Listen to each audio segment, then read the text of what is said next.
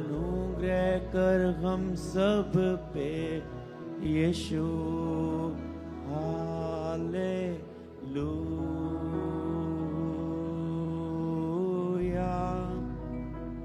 Hallelujah,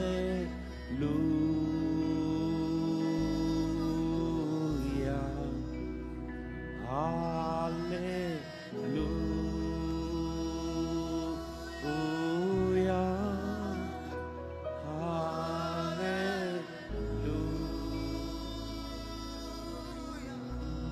अपने हाथों को उठाएं, बोले सर्वशक्तिमान परमेश्वर, आज जो तू चाहता है वो मेरे साथ बात कर प्रभु। आज मेरी नहीं तेरी इच्छा मेरे जीवन में पूरी हो। अपनी इच्छा मेरे लिए प्रकट करे, अपनी इच्छा मुझ पर जाहिर करे।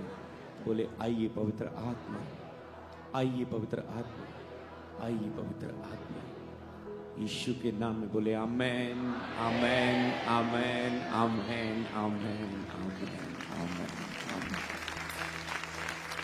स्वागत है आपका उपवास प्रार्थना और प्रभु भोज की प्रार्थना सभा में।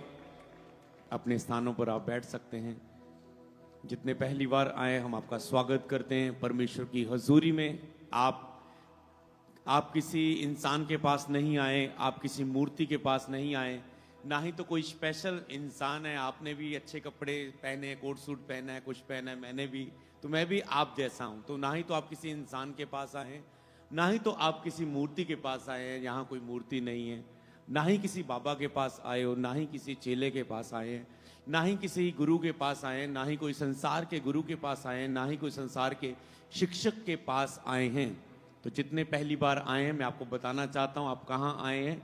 आप उस परमेश्वर के पास आए हैं जिसने आपको रचा है, बनाया है, जो आत्मा है, जो यहाँ पर मौजूद है, जो हर जगह मौजूद है, जिसने आपको अपने स्वरूप, अपनी समानता में बनाया है, जो आपसे बहुत प्यार करता है। इतना प्यार किया उसने आपसे कि अपना इकलौता पुत्र प्रभु यीशु मसीह आपके लिए कुर्बान कर दिया कि जो कोई प्रभु यीशु पर विश्वास करे कि यीशु मेरे लिए दुनिया पर आया, मेरे पापों के लिए मरा, और विश्वास करे कि यीशु ही प्रभु है, यीशु मुर्दों में से जी उठा है, वो अनंत जीवन पाए, दुखों बीमारियों से वो आजादी पाएगा, वो शैतान से आजाद हो जाएगा, बुराई से आजाद हो जाएगा, पाप से आजाद हो जाएगा, और परमेश्वर उसे नया जीवन देगा।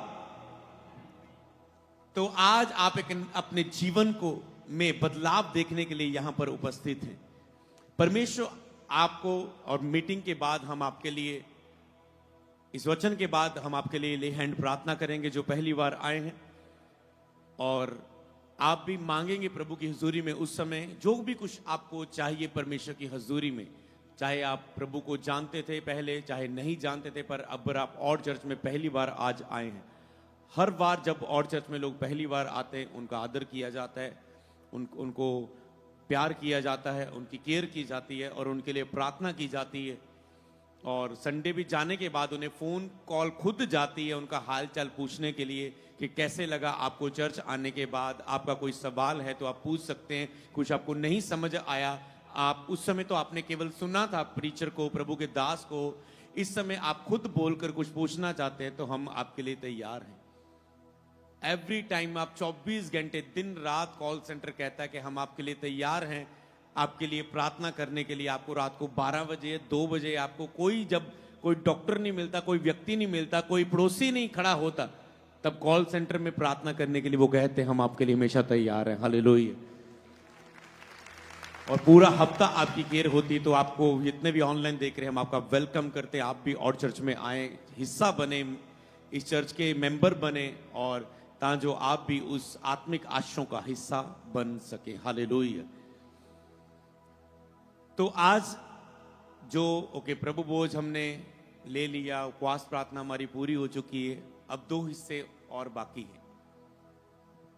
उसके बाद जो व्हाइट कार्ड भी अगर किसी ने ले हैंड के लिए आज फॉर्म भरा है, हीलिंग के लिए, डिलीवरेंस के लिए, ब्लेसिंग के लिए, जब कोई भी आपका इमरजेंसी विषय है तो आज आपके लिए ले हैंड है। अगर आपका इमरजेंसी विषय नहीं भी है तो आप आज से जितने भी ऑनलाइन देखते रहे यहाँ पर मौजूद, आपको ले हैंड चाहिए, आप बस कॉल करो कॉल सेंटर पर, वहाँ पर अपना नाम लिखाओ, आपको नंबर दे दिया जाएगा, उस नंबर को दिखाओ, यहाँ पर आपका ले हैंड, आप कभी भी आपका दिल चाहे मन चाहे आप ले सकते हैं बुधवार को ले हैंड। हालेलुया। पर आपको कॉल चर्च की ओर से आएगी कि आपके लिए इस बुधवार है या अगले बुधवार है, क्योंकि अगर मैं ऐसा बोलूं कि आप अगले बुधवार ले सकते हैं सारे व्हाइट कार्ड बना के, तो सारी चर्च चाहेगी। मैं भी आपकी जगह होता, मैं भी चाहता कि मैं प्रभु के दास का हाथ अपने सिर पर लूं और आशीष को ग्रहण करूं और मसा को ग्रहण करूं और प्रभु की उपस्थिति का टच लूं अपने जीवन में। इसीलिए कि ताकि हम एक मीटिंग में कितने ले हैंड कर सकते हैं कि लोगों को समय पर विदा भी किया जा सके, तो उतने ही लोगों को हम बुलाते हैं, आज भी बुलाए हैं। तो वेडनेसडे ले हैंड सर्विस रहा करेगी। लगभग 100 से लगभग 200 ले हैंड करने के लिए मैं हर बुधवार तैयार हूं। हालेलुया। तो आपको बस तैयार रहना है, आप उसमें बस कर सकते हैं। मेरी टीम 200 से लोग, तो इमरजेंसी ही केवल नहीं रहेंगे केसेस में, तो अदर भी है। चाहे मैं आपके लिए ले हैंड करूं, प्रभु की दासी आपके लिए ले हैंड करे, पर हम 200 हर बुधवार कवर करेंगे और हर संडे 400 से 500 हम ले हैंड कवर कर रहे हैं। हालेलुया। इस संडे भी 500 से अधिक ज्यादा थी, चेयर खत्म हो चुकी थी, हमने बोला चेयर कम पड़ी, आज रेंट पे आई, तो हमारी चर्च इतनी आत्मिक है, इतनी भोने वाली। अगले दिन ये व्हाइट चेयरें आ गई 400-500। किसी ने, हर एक ने कदम बढ़ाया और ये चेयर, आप एक नई चेयरों पर, सारी जितनी भी चेयरें ये सारी नई है, जितनी पर भी आप बैठे हुए। हालेलुया। ये इसी हफ्ते आई है। तो अब हम अगले हिस्से की ओर बढ़ते हैं। ये रहा प्रार्थना का हिस्सा आपके लिए। आज आप जो स्पेशल इनविटेशन था वो प्रेयर वॉरियर्स और जो इवेंजलिस्ट है उनके लिए आज स्पेशल इनविटेशन था कि आपको यहां पर आना है, उस सभा में जुड़ना है। एक प्रार्थना योद्धा होने के नाते आज परमेश्वर अपना दिल आपसे शेयर करना चाहता है। पवित्र आत्मा अपनी दिल की बात आज आपसे करना चाहता है। क्या सुनने के लिए तैयार है? वो अपनी इच्छा को आपको बताना चाहता है, वो इच्छा को बताना चाहता है। अगर हम परमेश्वर की इच्छा करें, देखो उसने कैसे कहा, आज कुछ वो आपके द्वारा देखना चाहता है, वो आपके लिए कुछ उम्मीद करता है आपके ऊपर। आपको पता है आपका परमेश्वर आप पर कोई उम्मीद करता है, आपसे कुछ चाहता है। सोचो आप अपने पिता से कुछ चाहें, आपका पिता आपके लिए ना करे। आप फीस चाहें, आप चाहें कि आपका पिता आपके लिए कुछ खाने को लेके आए, आपका फेवरेट गेम आपके लिए लेकर आए, साइकिल लेकर, वो पिता आपके लिए ना करे, आपको कैसा महसूस होता है? आपकी वाइफ आपसे कुछ चाहे, आप ना उसके लिए करें। आपका हस्बैंड आपके लिए कुछ चाहे, आप उसके लिए ना कुछ करें।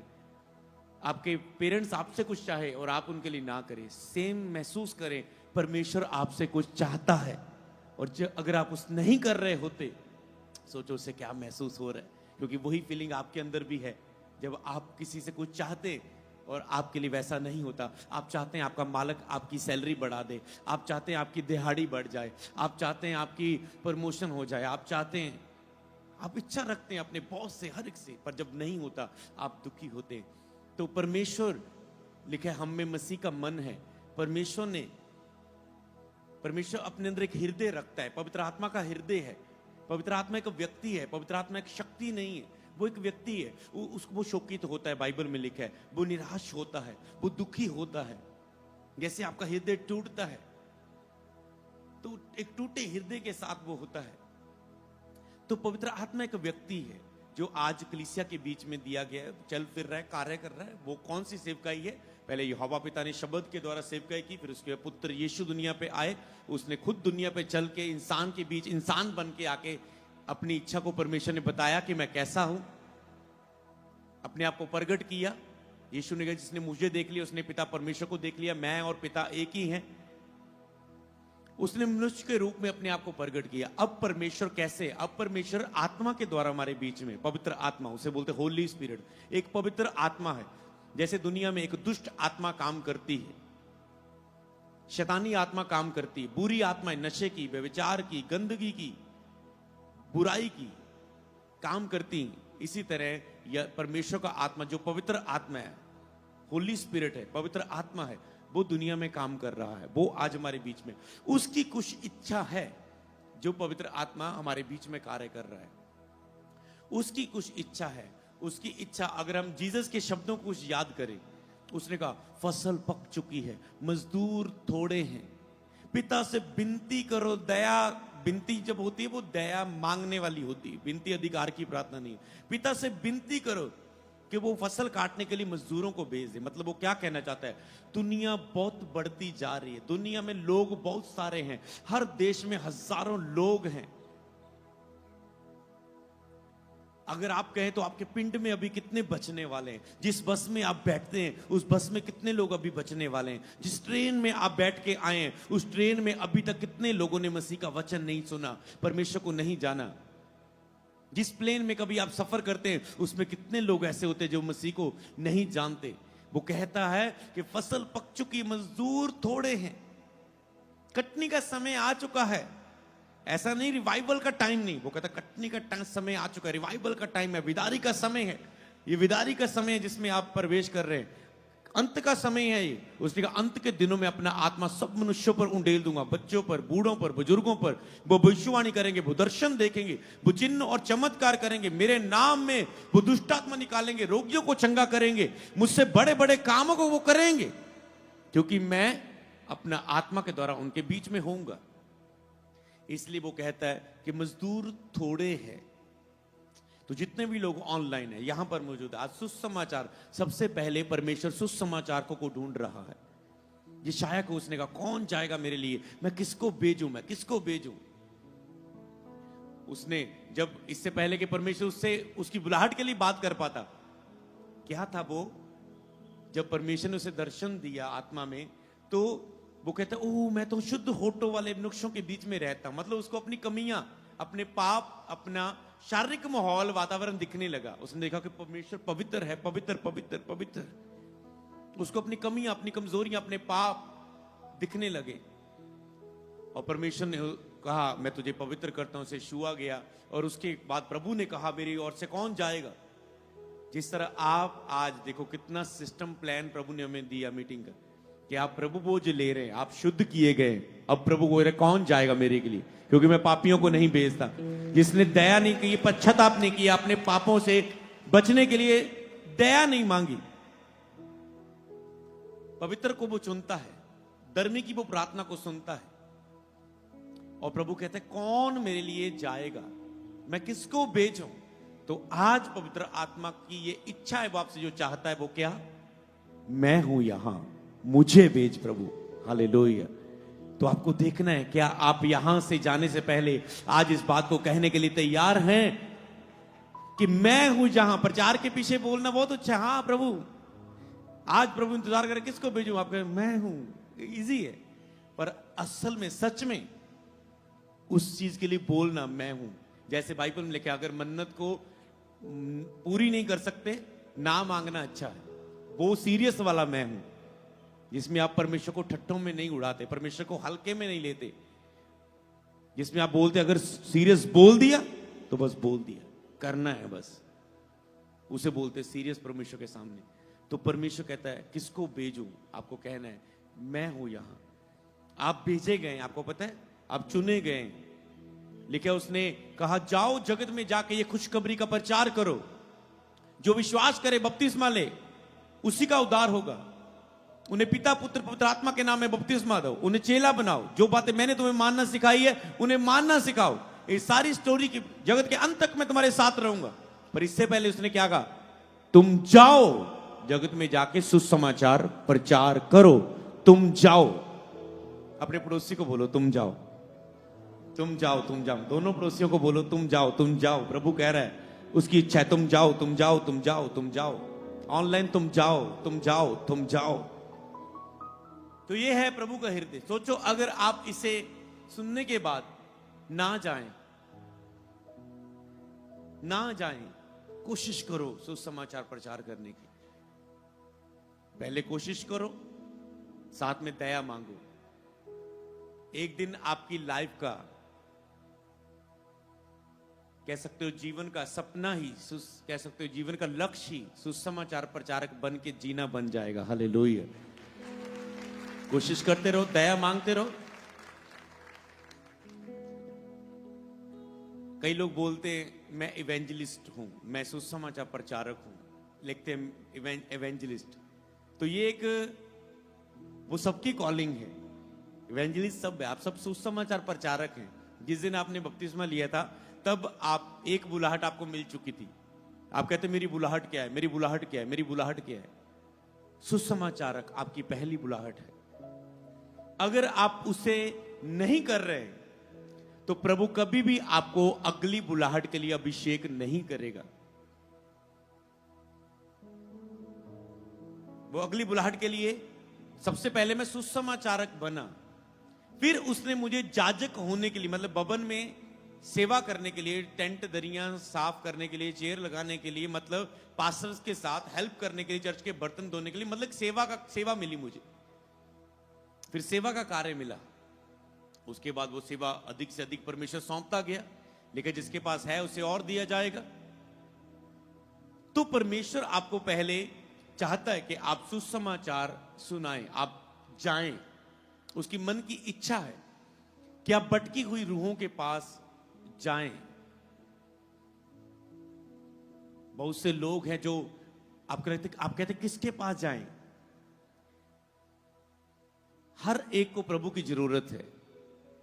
एक गरीब इलाज के बिना मर रहा है, बिना परमेश्वर की दया के वो मर रहा है। अगर तुम उसको जाके सिखा दो कि अगर तुम यीशु के नाम में परमेश्वर की दया मांगो तो वो तेरे इन दुखों के हालातों में तुझ पर दया करने वाला परमेश्वर है, वो अनुग्रहकारी और दयालु परमेश्वर है, तो वो दया को पाएगा। वो आपको लगता है अमीर लोग खुश हैं, नहीं, उनके पास सब कुछ है पर उनकी लाइफ में फिर भी शांति नहीं, फिर भी वो खुश नहीं है। सब कुछ होने के बाद भी, पैसा होने के बाद भी, वाइफ होने के बाद भी, बच्चे होने के बाद भी वो अपनी लाइफ में खुश नहीं है। आपको क्या लगता है वो खुश है? नहीं। सबसे ज्यादा वो टूटे हुए होते हैं, वो टूटे हुए होते हैं अपनी लाइफ में। और जब ऐसे लोग, जब